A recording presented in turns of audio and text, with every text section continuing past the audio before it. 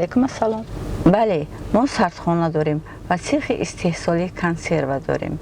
اگر میوه و سبزیجات داریم میتونیم با نرخی بازار بخریم. بله انتظار میشویم. مایلش.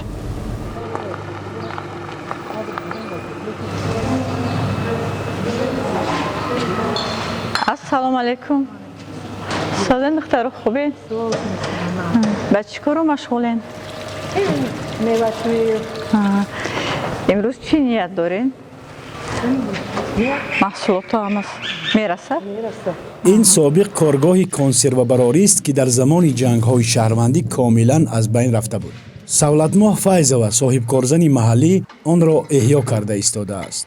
او با قابلیت متقاعدگردانی، با مبلغ‌های خودی و نزدیکانش و با کمک لایحه یوسعید عاید به رقابت‌پذیری یگربی نیز در تاجیکستان توانست به این کارگاه عمری دوباره بخشد. یوسعید از شریکان با اعتمادی من است. نه تنها در دوباره احیا کردن زواد کنسروبراری بلکه در اقدام نخستین ما سردخانه زمانوی هم بود. سردخانه را ما به مقصد در آینده منبع تأمینات کارخانه شدن به نقشه گرفته بودیم. گنجایش سردخانه ما امکانیت تا 300 تن محصولات را دارد.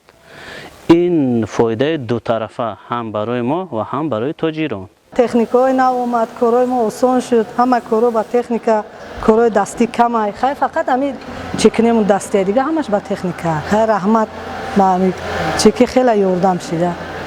ما زنای خونشین با صاحب کار و صاحب جای کار شدیم. صاحب معاشای نقص شدیم.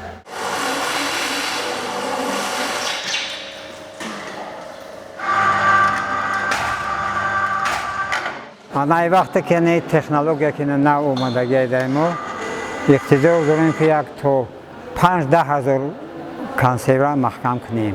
پیشتر خیلی دشوارتر بود. حاضر اینا در فکر هستند که یک سمینه بود قرار شوند تا 12 یک شب یک سمینه شود. ای سحر باید ای 8 تا 6 یک سمینه. ما سرتیفیکاتی هکس داریم. این معنای آن را دارد که ما به خارج کشور میتونیم که محصولات های خود را صادرات کنیم. این قطعه ها به استاندارد اروپا موافق است. ما ذخیره کافی آنها را داریم. الحال برای صادرات محصولات خوشصفت و بازارگیر کارخانه شرایط و امکان دارد و در انتظار فرصت مناسب برای دریافت خریداران است. مسئله که سولتماه هنوز راه حل آن را می‌جوید در آینده نزدیک پرره اتوماتیک کارهای کارگاه است.